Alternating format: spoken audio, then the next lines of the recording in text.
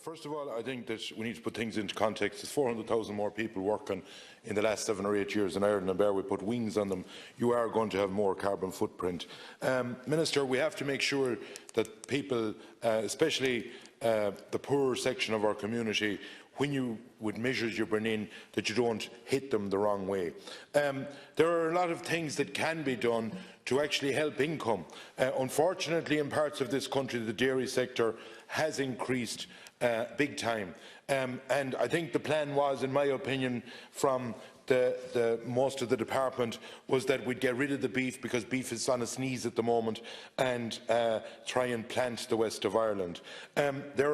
If Fine Gael keeps going down the road, Minister, and indeed previous governments before this, of giving the big landlord farmer 140 and 50,000 on their cap, and giving the small farmer 3 or 4, oh, you'll probably get your wish, but in other sides of you will destroy the likes of the west of Ireland.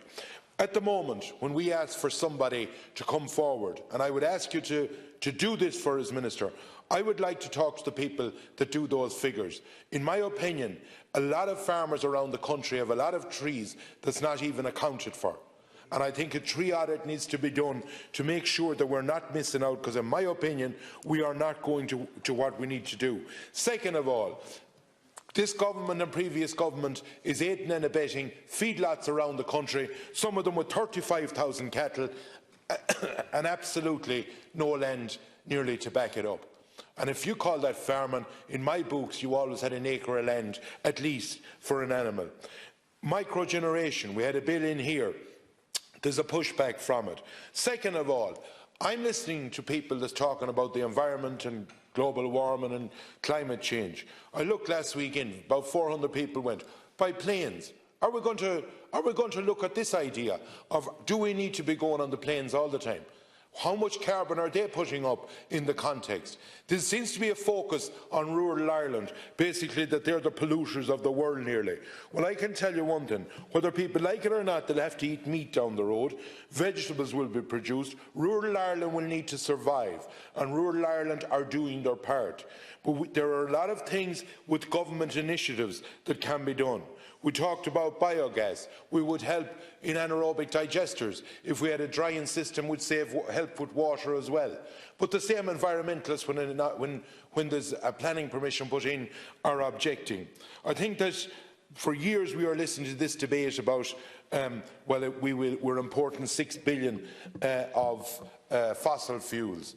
Well, the reality of it is, and the step that has happened in the last few months, is that we are told that Burnamona is closing down. What are we going to do? We're going to bring biomass in from Africa and from other Brazil and from other countries.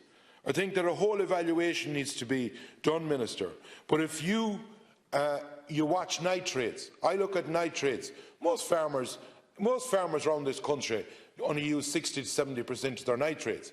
But then you have the big bardens that are given derogations.